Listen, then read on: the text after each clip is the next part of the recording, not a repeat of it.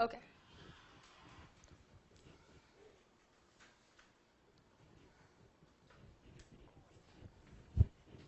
Okay, so we're going to talk a little bit about liver disease. And what we're going to do actually is talk about many of the clinical manifestations that you see when someone's liver function declines. And then we're going to talk about, actually rather briefly, some of the common causes of liver failure. Okay.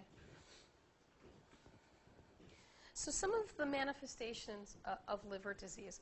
Liver disease, when the liver fails, the most common scenario is that the liver fails over the course of many, many, many years. We're talking 5, 10, 15 years. And that it's a fairly dramatic and devastating failure because the liver is so essential to the body's function that you see the person deteriorate in many ways. So some major clinical manifestations of liver disease include what we call portal hypertension, which is an elevated blood pressure in the portal vein and the rest of the portal circulation. And the blood that goes into the portal circulation is coming from where? Does anybody remember? From the GI tract, exactly. So you're talking about an elevated blood pressure in that portal circulation of blood that's coming from the GI tract. Another clinical manifestation of liver disease is something called ascites, which is a third space fluid accumulation where you have fluid accumulation in the peritoneal cavity. Okay. Excuse me. There's a condition called hepatic encephalopathy. Hepatic encephalopathy is a set of neurological manifestations of declining liver function.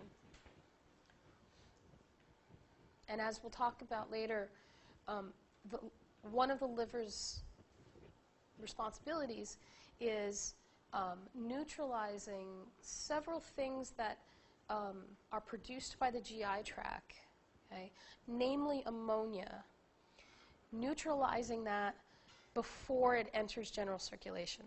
So as liver function goes down, the levels of these toxic substances like ammonia increases and it creates neurological dysfunction. So hepatic encephalopathy. And then jaundice. Jaundice is a hallmark sign of hepatocellular damage, okay, of liver cell death, liver cell damage. And jaundice, of course, is the altered pigmentation of the skin and the whites of the eyes. And the pigmentation is a yellowing or an orange or sometimes even a slight green color. And that pigmentation is coming from an accumulation of bilirubin that we'll talk more about. So many of these manifestations are not only caused by liver disease. Portal hypertension can be caused by other things. Okay? Anything that impedes. So if you think about this, the blood that's going through the portal vein and through the liver is eventually going to drain into what? What'd you say? The IVC, right. It's going to eventually drain into the vena cava and back to the heart. So anything that impedes blood flow through the vena cava is going to create portal hypertension. Okay? However, we're only really going to talk about portal hypertension in the context of liver disease. Okay? And in that context, the impedance of blood flow is actually because of the liver itself. The liver is diseased, it's shriveled, it's fibrotic, and the flow of blood through it is impeded. Okay? Ascites, we know, is caused by more than just liver disease. Okay? Ascites can be caused by a variety of things. However, we're only concerned with the ascites we're only going to really focus on the ascites that's secondary to liver failure. Hepatic encephalopathy, jaundice, same thing. So portal hypertension abnormally high blood pressure in the portal circulation. Portal circulation, the blood pressure is normally extremely low. So if the normal pressure in the portal circulation is like 3 millimeters of mercury, portal hypertension, we're only talking about potentially 6, 7 millimeters of mercury. So it's not empirically high, but you're talking about a doubling, right, or a tripling of the pressure. So we're still talking about fairly low pressures, but it's still abnormally high for what it normally is. Excuse me.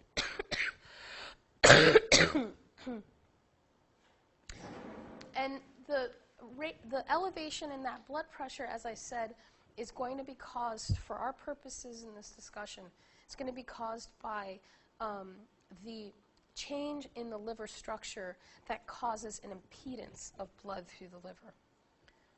Okay. Now, this portal hypertension that goes along with chronic diseases of the liver, the portal hypertension actually leads to another entire set of problems. Okay. So persistent portal hypertension in the long term is going to cause what we call varices, which are these tortuous varicose veins that we find in the lower esophagus and the upper stomach. Okay. And we'll talk about the real emergency is when these varices hemorrhage or bleed. Ascites, okay, the ascites that we talked about up there, portal hypertension plays an important part in contributing to the development of ascites. Enlargement of the spleen, and hepatic encephalopathy. Right? So portal hypertension is a root cause of a large variety of liver disease manifestations. So to get an orientation of portal circulation and how it relates to other circulatory routes. So what we're looking at here is a view where a portion of the liver has been cut away so we can actually see the veins beneath it. And also, the majority of the small intestine and large intestine has been moved away so you can't see it. Okay? So if you see this vessel, these vessels are leading to the GI tract, the small intestine, and the large intestine. And the one thing that they're showing you is the veins of the rectum, okay? That these veins of the rectum that are draining into these larger veins that eventually drain into the portal vein. Okay, so the direction of blood flow is small and large intestine.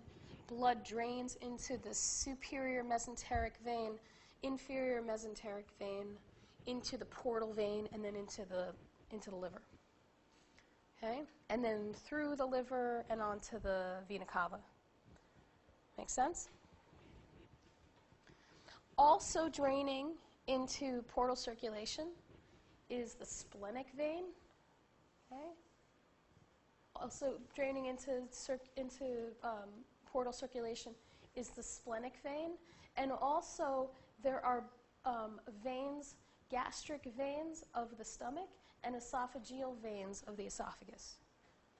These are all tiny little veins that are all eventually draining into larger veins that drain into portal circulation.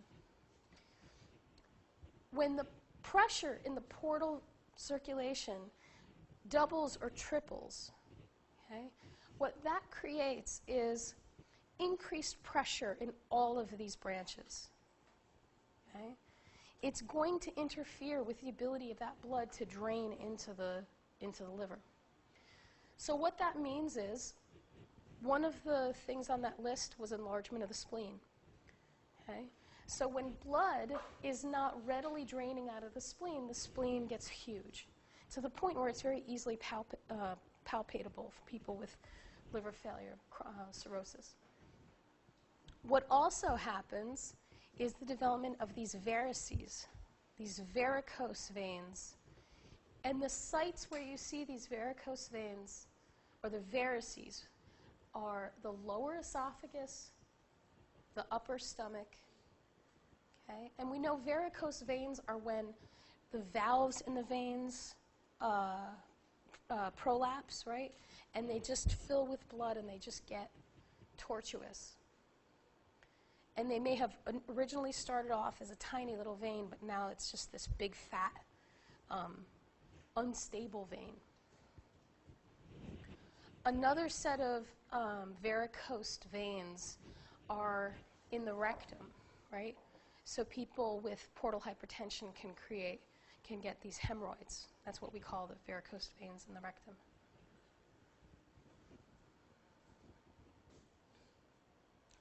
Now, let's talk a little bit about these varices that are forming, these varicose veins, and specifically in the esophagus and the upper stomach.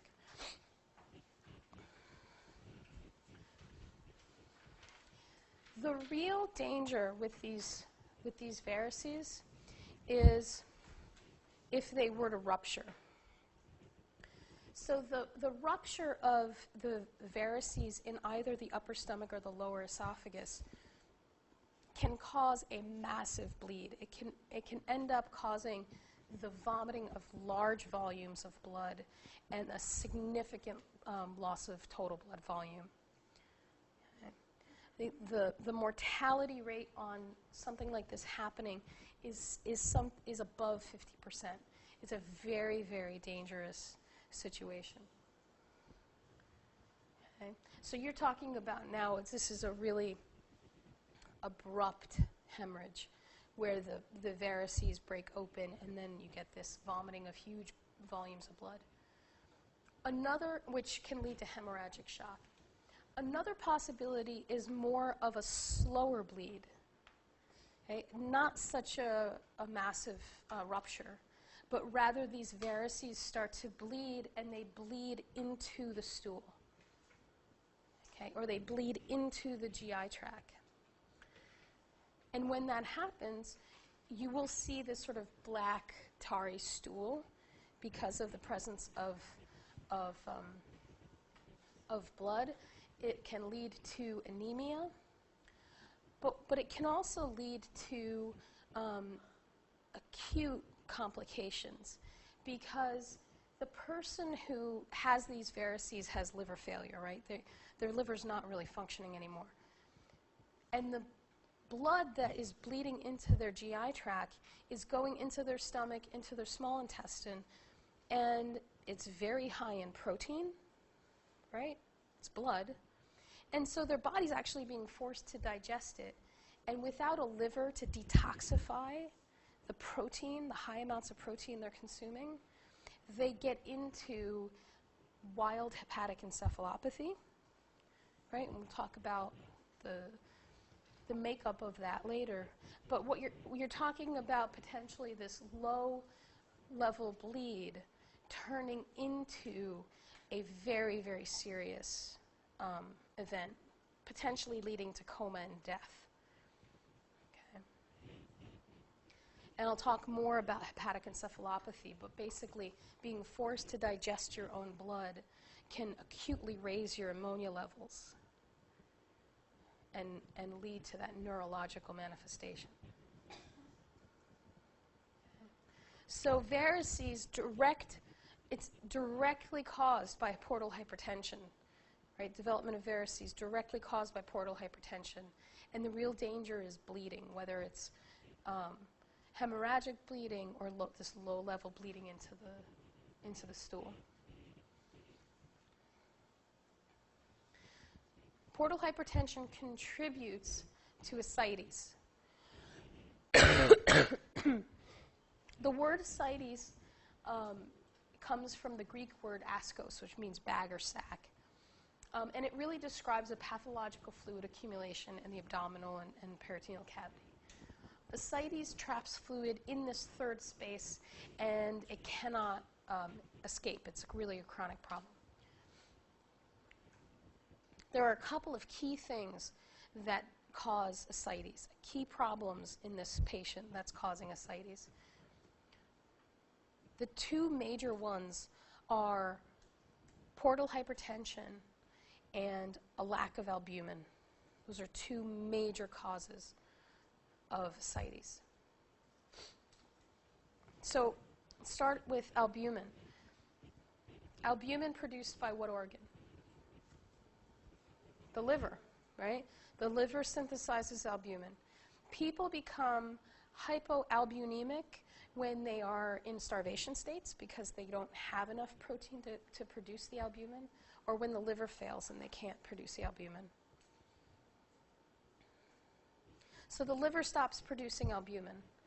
Albumin determines plasma oncotic pressure.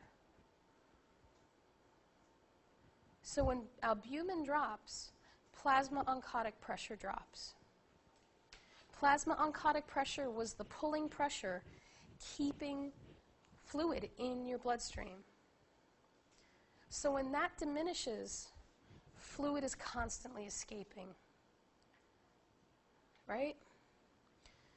So person doesn't have enough albumin, and now you start to see excuse me, you start to see lots of pitting edema all over the place, right? So they're generally going to be really puffy. But it's also going to promote the movement of fluid into that cavity. Okay, it's going to promote that development of ascites, the lack of albumin. That's one thing. The other thing is, remember, this person has portal hypertension. So some of the vessels whose pressure has increased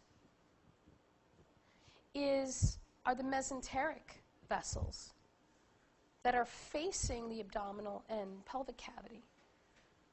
So that increased pressure is going to increase the pushing pressure, right? The capillary blood pressure pushing fluid into that third space.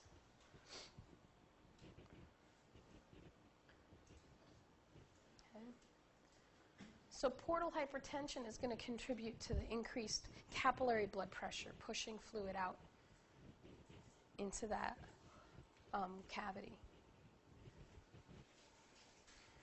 Okay. So lack of albumin and a drop in plasma oncotic pressure increase capillary blood pressure with portal hypertension.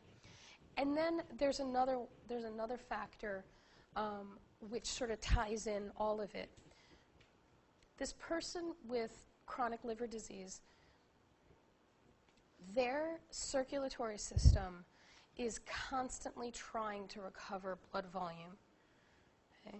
Because every time they get, all of their blood volume keeps leaking out of the blood vessel because they don't have enough albumin. Make sense? So that means that their blood pressure actually is low because they can't maintain their blood volume. And when your blood pressure is low, that activates your renin-angiotensin system. So you start conserving water and sodium, and you actually are trying to retain fluids so you can recover your plasma volume.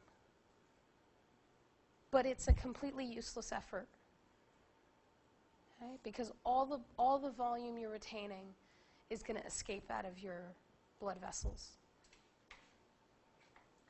And it's going to contribute to your peripheral edema. It's going to contribute to your ascites. Okay? So you have this really paradoxical situation where this person looks like they are just totally fluid congested, but in fact their blood volume is depleted because they don't have the albumin to keep it in the blood vessels. Okay.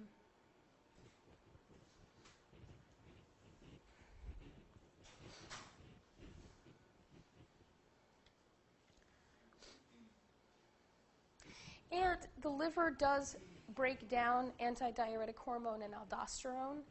And so with declining liver function, it extends the half-life of those hormones. So they're even more effective. They're going to tend to contribute to even more water and sodium retention.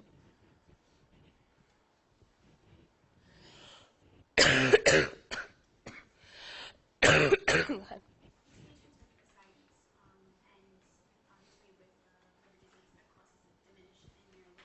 Yeah.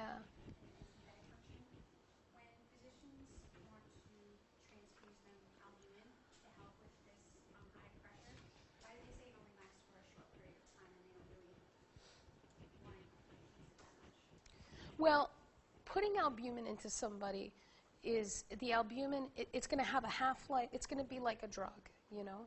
The protein gets in your body, and just like any other protein in your body, goes through your liver and your kidneys, and it gets removed eventually, right?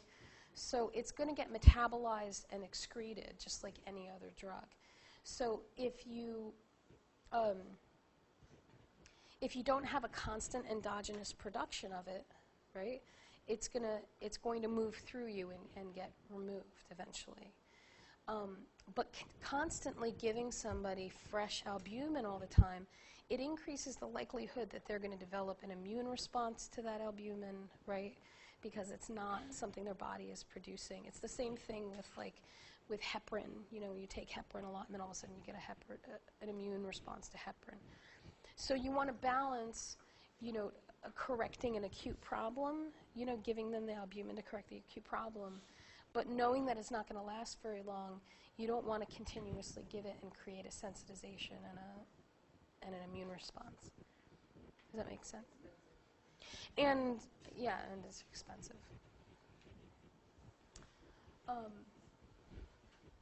So once ascites develops in a patient, paracentesis is really the only way to remove that fluid, and that's literally the physical removal of the fluid.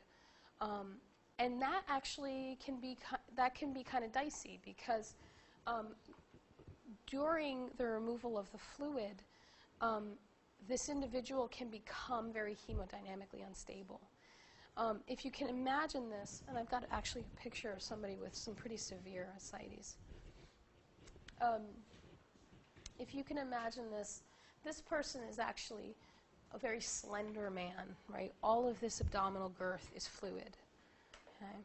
And anybody know when I learned this, I thought that was very neat, what the physical exam technique of deciding whether it's the fluid wave, right? Is it fat or is it fluid? And it's tapping the belly on one hand and feeling the wave on the other side. Fat doesn't do this, right? Like this belly doesn't wave, but that belly does. So if you imagine this individual has got a significant amount of fluid, multiple liters of fluid in his peritoneal cavity. And that's creating a very strong hydrostatic pressure against his mesenteric capillaries, right? What starts to happen when you start to pull that fluid? What happens to that hydrostatic pressure? It starts to drop, right? And so you're changing the balance of pressures. And as that hydrostatic pressure starts to drop, you can actually end up getting a significant fluid shifting, right? A rapid fluid shifting. And when that happens, that person's blood pressure could crash very quickly. So the removal of fluid has to be very slow and careful, and also the person has to be carefully watched in terms of their blood pressure and their hemodynamics.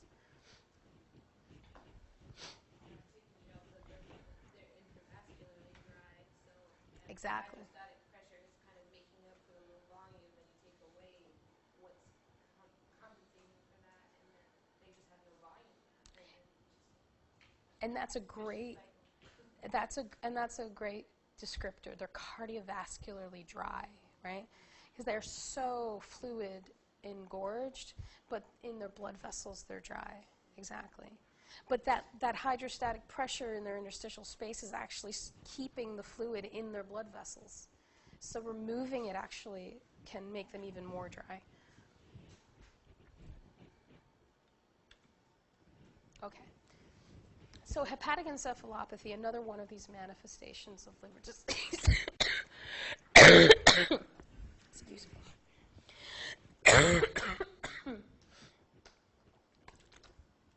I've been praying my voice blasts. So hepatic encephalopathy, it's a neurological syndrome, and it's characterized by impaired cerebral function. You get things like flapping tremors. There's actually a word for the tremor I'm trying to... What is it? Ascites, that's right. Yeah, it's a hand tremor that happens with, it's a manifestation of hepatic encephalopathy. But they get personality changes, cognitive changes, memory, attention, mood. They become very emotionally labile. It's a really dramatic neurological syndrome, and it even creates very observable changes on an EEG. Okay, so you're talking about very changed brain function.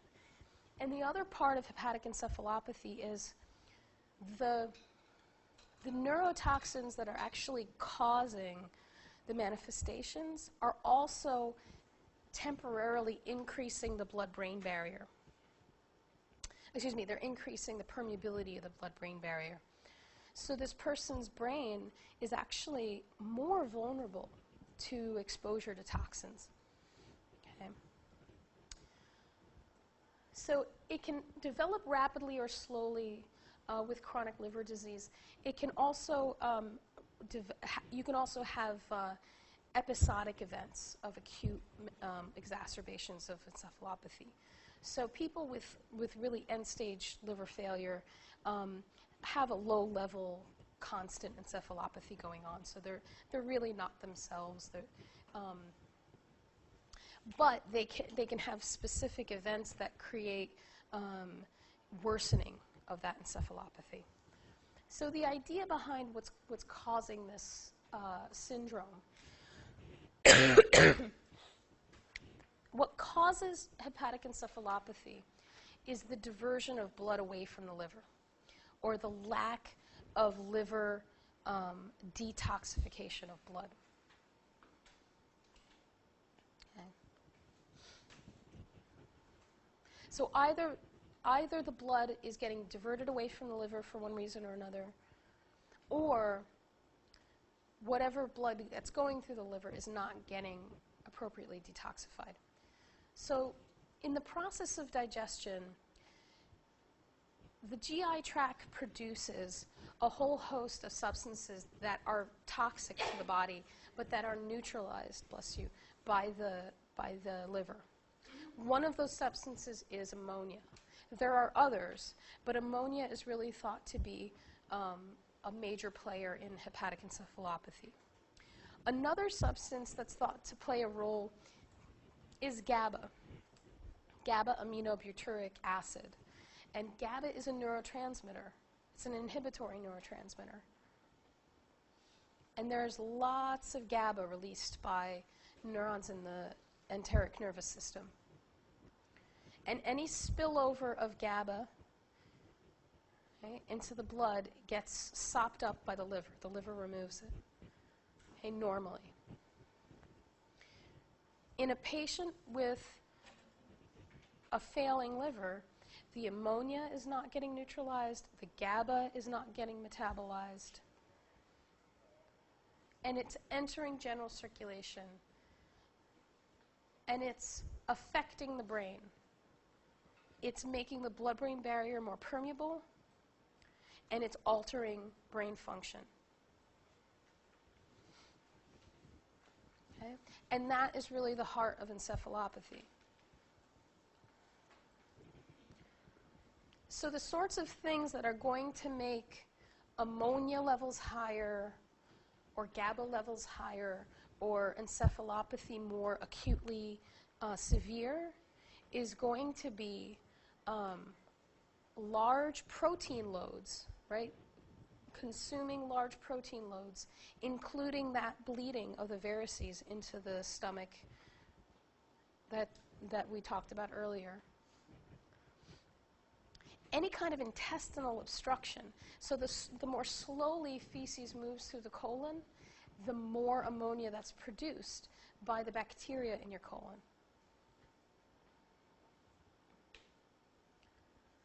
Okay?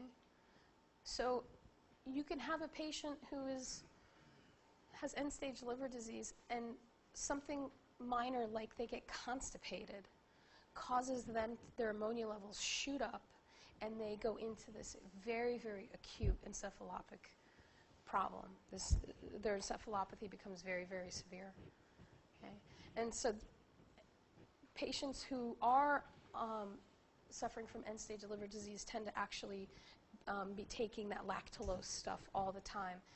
It's not a diuretic. It's a laxative. Thank you.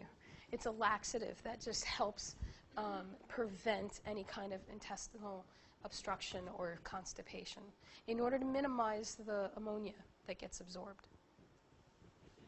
So hepatic encephalopathy is graded from 0 to 4. So when I'm talking about an acute encephalopathic episode, I'm talking about going from 0 to 1 or 2, where these end-stage liver disease patients really live all the time, going all the way to 3 or 4, right, in an acute period of time, and then coming back. Yes, ma'am? Is the ammonia, it's a byproduct of protein? Yeah. Your body breaks down protein and it produces ammonia, and then intestinal colonic bacteria produce a lot of ammonia. And usually that enters the blood, it goes to the liver, and it gets neutralized.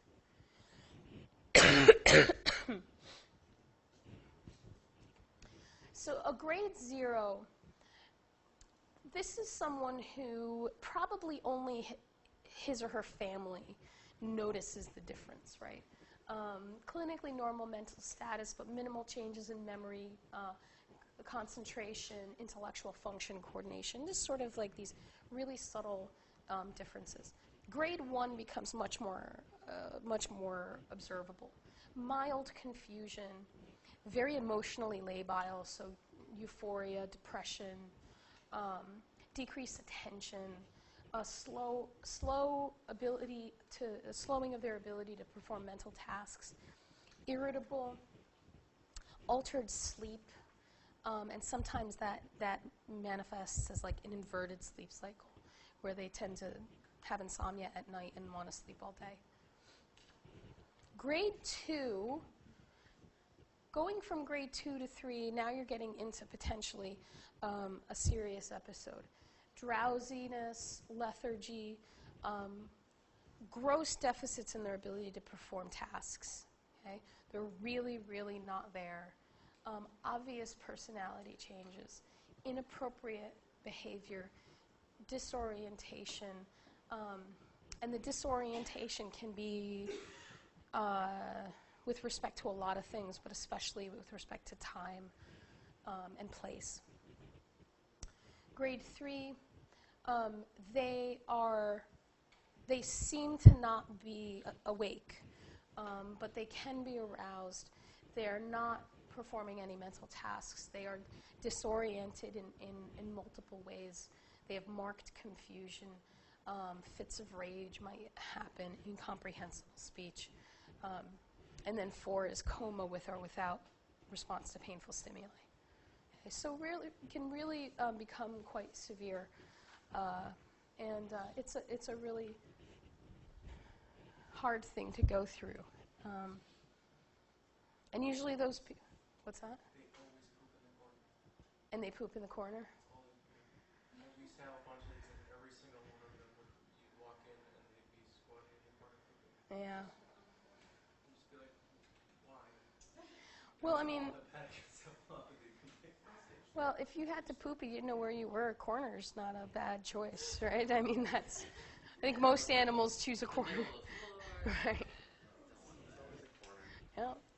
Better divide your corners up early if it's going to, yeah. So, yeah. Jaundice. Jaundice is another very, very common, it's actually a hallmark sign of hepatocellular death or damage. And with jaundice, the essential problem with jaundice is that you have elevated circulating bilirubin in your blood. And bilirubin is a a substance that in its natural form, bilirubin is very, very lipid soluble. And so it can very easily deposit itself into tissues like the skin and create that discoloration that we're talking about. Okay? The yellowing or that sort of yellow or orangey color to the skin, or the whites of the eyes, or the soles of the hands and feet, and wherever is most noticeable depending on the person. So if the problem is bilirubin, let's talk just a little bit about where bilirubin comes from and how the body processes bilirubin. So bilirubin actually comes from the breakdown of red blood cells by the spleen. So red blood cells go to the spleen, and the ones that are sort of aging and not the optimal shape to get out of the spleen get trapped in the spleen. And the spleen starts to disassemble them. And all of the protein basically gets recycled. And then the hemoglobin gets taken out of the red blood cell. The protein gets reused, the iron gets reused, but the heme group that the iron was attached to, that heme group actually does not get reused. It gets converted into bilirubin. Okay? So it comes from the heme group on the hemoglobin in red blood cells. So the bilirubin leaves the spleen in its natural form. And that form, we call that unconjugated bilirubin. Because that bilirubin, unconjugated, is very fat soluble. Okay? And the next place it's going to go to is to the liver to become conjugated. And when we conjugate bilirubin, what we're doing is actually attaching a sugar molecule to this bilirubin structure. Okay. Now the reason why we conjugate it is because lipid-soluble substances, we don't have good control over the movement of those substances because they diffuse across plasma membranes. But if you attach that sugar molecule, right, which is water-soluble, now we can keep track of this bilirubin and we can make sure it goes where we want it to go.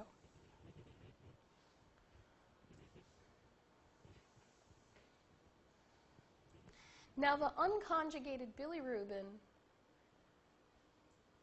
when it traveled from the spleen to the liver, okay, it traveled out of the splenic vein into the portal vein and into the liver. And it had to be bound to albumin in order to get there, right, because it's a lipid-soluble substance. So now conjugated bilirubin, the kind of bilirubin we like because we can keep tabs on it, leaves the liver through bile. And it gets stored in the gallbladder with bile, and it gets released into the duodenum with bile. Some of the bilirubin, conjugated bilirubin in the GI tract gets converted into that stuff that makes feces brown. Some of the conjugated bilirubin actually gets unconjugated and gets reabsorbed. The rest just gets excreted. Okay? So with liver disease, the reason why you end up with a buildup of this natural bilirubin that deposits into your skin, there's many sources of the problem. Number one, when you're talking about acute liver damage, okay, before you get to the point where somebody's in end-stage liver disease, just acute liver damage, okay, all of a sudden the person gets jaundice, and then they can recover from it. What's happening is there's something killing off or disabling or harming these liver cells. And the liver is not conjugating bilirubin.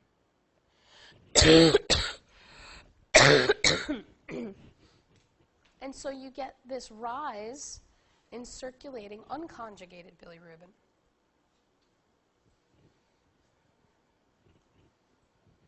And that causes the jaundice.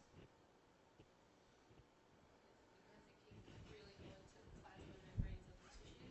Yeah, exactly. Skin cells. It can get out of the blood vessels, it can get into the skin, it can get into, yeah. So the acute liver damage that causes jaundice,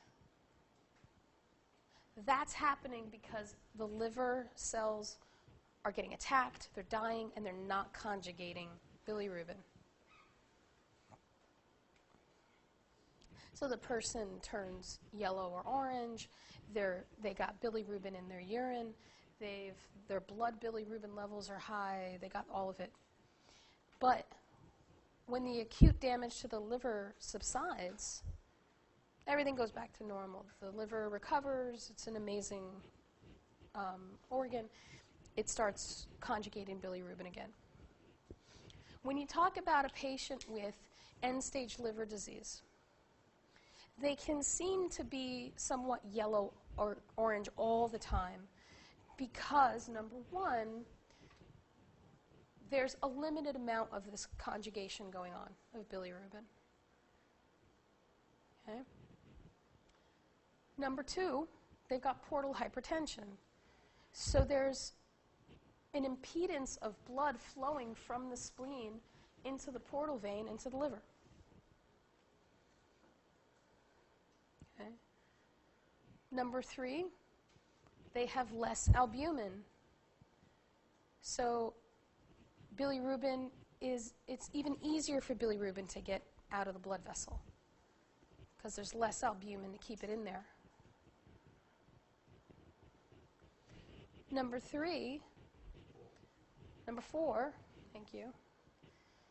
Movement of feces through the colon tends to be slow because of this sort of dehydration that people have, this paradoxical dehydration. And that tends to increase the rate at which the flora in the gut unconjugates bilirubin.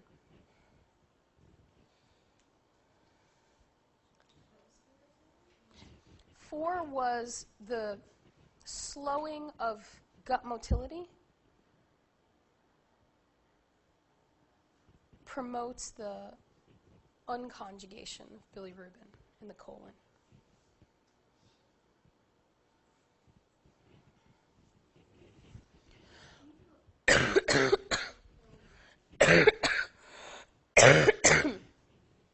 Number one was less conjugation by the liver. Number two was impedance of blood flow out of the spleen and through the portal vein, right, the portal hypertension. Number three was the lack of albumin. That means that bilirubin can't be kept into the blood vessels. And number four is reduced gut motility enhances the unconjugation of bilirubin.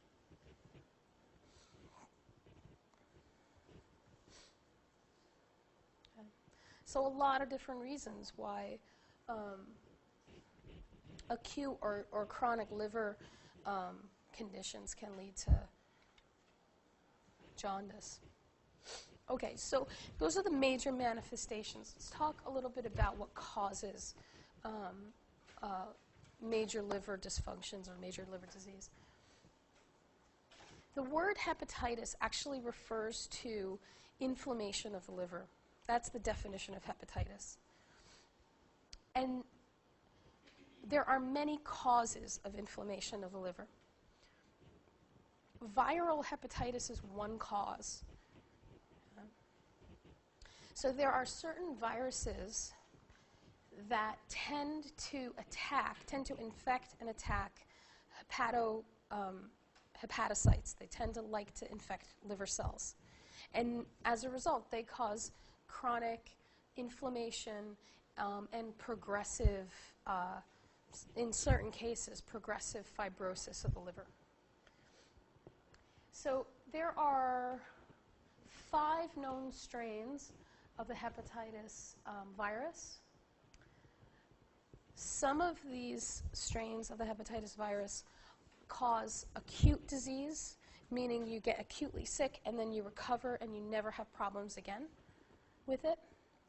And some of these strains of the virus cause chronic disease and potentially chronic liver damage. They all have different modes of transmission and slightly different life cycles. But what they all have in common is that their preferred cell to infect is the liver. So the Hep A virus is a virus that causes acute illness. The mode of transmission is predominantly a fecal-oral route. So you shed virus in your feces, and then usually through some sort of food contamination, people spread the disease. Okay. For all of these forms of the virus, there's usually an incubation period. There's a period where between the time where you're exposed and where you first start to manifest signs and symptoms. Signs and symptoms. And that incubation phase varies, but it can be anywhere between 2 to 6 weeks.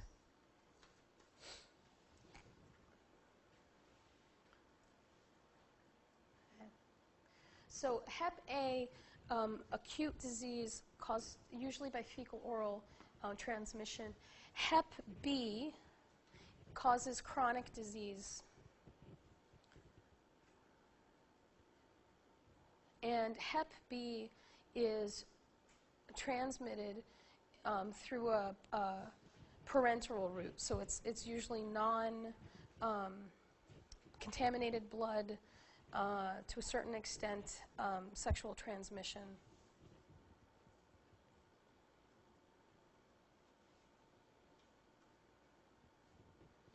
Hepatitis D is a virus that you can only become infected with if you already are infected with hepatitis B.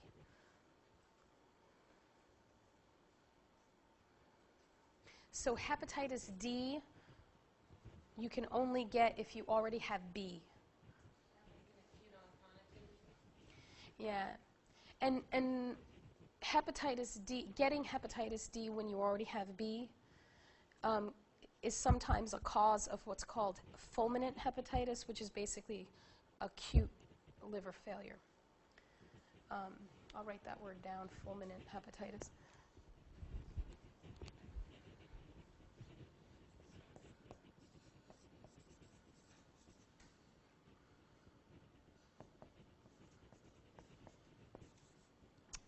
Man, I can't even think.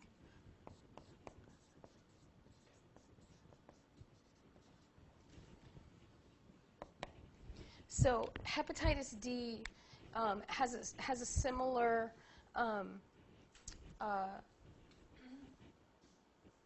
transmission as B. So you have to already have B in order to get D. And oftentimes people who get the D strain go into this form of acute liver failure called fulminant hepatitis. They don't have to, but sometimes they do.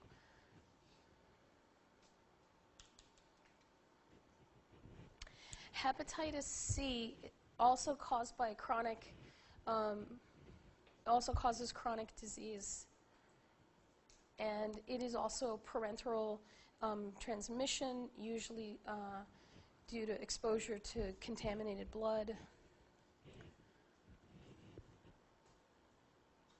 And hepatitis C is a pretty aggressive virus that will usually eventually lead to end-stage liver failure, will usually lead to cirrhosis. Hepatitis B can also eventually lead to cirrhosis and liver failure, but there are some patients that don't seem to progress who have Hep B. especially those that contracted the virus very early on in life, they don't tend to progress to be, they don't necessarily progress to failure, but Hep C is a much more direct line to failure. And then hepatitis E is actually clinically identical to hepatitis A, so it's causes acute disease, fecal oral route. The E virus was only recently discovered, and because it was always assumed to be A because it clinically behaves identically, but it has been found to be a separate strain. It's just the genetic makeup of the two viruses, but they behave, identically. So if we look at these sample biopsies of liver tissue, we've got a normal biopsy on the top. We've got mild to moderate hepatitis. If you notice, with the normal biopsy, we have these nice sort of rust, pinkish colored liver cells. You've got these things called portal triads. And these portal triads are actually a branch of the portal vein, a branch of the portal artery, and branches of the bile ducts. Okay? And so it's within these portal triads that blood comes into the liver and bile flows out.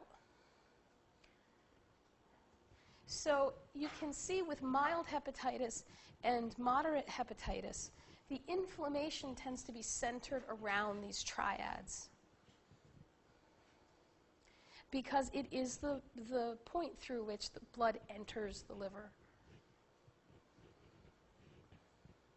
And so the inflammation and also the expanding fibrosis, right? As this inflammation is chronic, goes chronic, especially in terms of Hep B and Hep C, the bands of fibrosis also originate at those triads.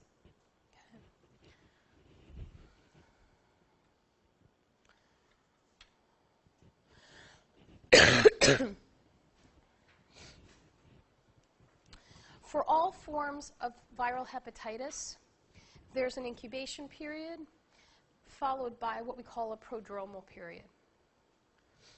This is a period of time where you start to see the onset of more nonspecific symptoms. Symptoms such as fatigue, nausea, headache, fever. Okay? Very nonspecific symptoms. And then after the prodromal phase, all forms of viral hepatitis will then progress into what's called the icteric or the jaundice phase. This is thought to be the acute phase of the illness. It comes with the onset of jaundice.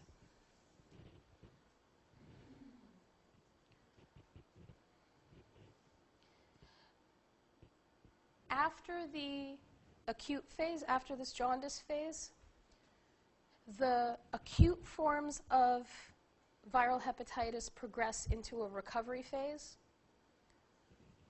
and the chronic forms progress into a chronic phase. And with chronic hepatitis, the severity of the symptoms go down dramatically.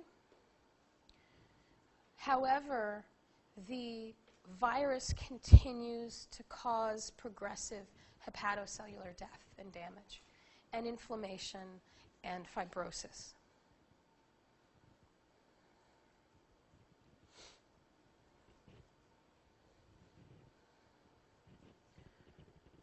So with the chronic diseases, your immune system was not able to completely clear the virus, and the virus persists. But it persists at a much more slow rate, and you're not acutely ill. Okay.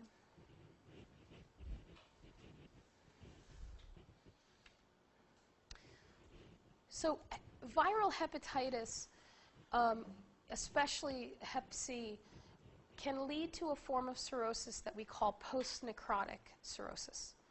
Post-necrotic cirrhosis simply means cirrhosis that has been secondary to progressive liver necrosis, okay, progressive liver damage and death.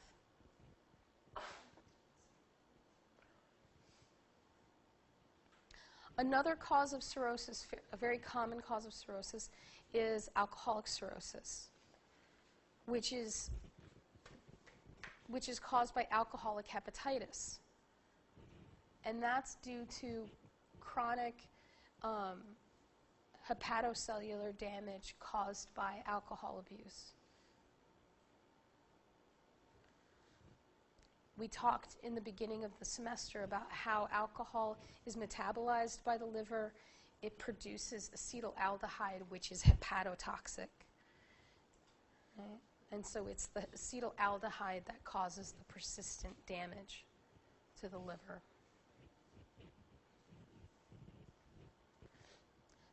Those are two of the most common and the most important causes to understand in terms of leading to cirrhosis. Once someone has cirrhosis, their liver looks something like this. What's very typical of cirrhosis are these very, very thick bands of fibrotic tissue that separate these nodules of regenerated liver tissue. So the liver is trying very hard to regenerate itself, but it is choked by all of this fibrotic tissue. And if you notice, those triads are right here, right at the center of the fibrotic bands. And it's those triads that have the branches of the portal vein. And that's exactly that choking of those triads is exactly what causes that portal hypertension, the impedance of blood flow through the liver. Right? So the liver goes from being this soft and supple, healthy organ to this sort of shriveled, very much harder in texture, fibrotic organ. And once you hit this stage, the cirrhotic stage, there is just this is completely non-reversible, right? And so the only curative treatment is transplantation at this point. Unfortunately, once you get to excuse me, once you get to this point, it's not uncommon to see development of cancer, carcinoma within the liver tissue, and that carcinoma is going to be secondary to this chronic inflammation, this chronic damage that's occurred. And the discovery of patches of carcinoma within a person's liver can change their standing on the transplant list dramatically. Right? So it doesn't always completely disqualify them, but it becomes harder. And so here's two very different looking cirrhotic livers, but you can see that the bands of fibrotic tissue and the nodules, whether they're small nodules or large nodules, are really clear.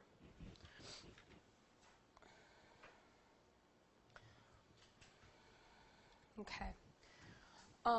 Questions? They have hepatitis, like you said viral hepatitis only attacks the hepatic cells. Right, right. But it's in the bloodstream. Yeah. So people with hepatitis are not transplant recipients, right? Because they're going to get it They are. the bloodstream. No, they are. People with hepatitis do often get transplants. And the protocol's changed over the years, but it really depends on the person's total picture in terms of their potential lifespan afterwards. Nowadays, what they'll actually do is try to treat people. If you have to leave, please feel free to go. What they try to do is treat people with like interferon therapy to try to get the viral load down, and then offer them the transplant. But the reason why it's not such a kiss of death, with having like Hep C, for example, is that post-transplant, you're so immune suppressed that whatever virus is there is not going to be aggressive, because you don't get this, your immune system isn't constantly fighting it, damaging the liver.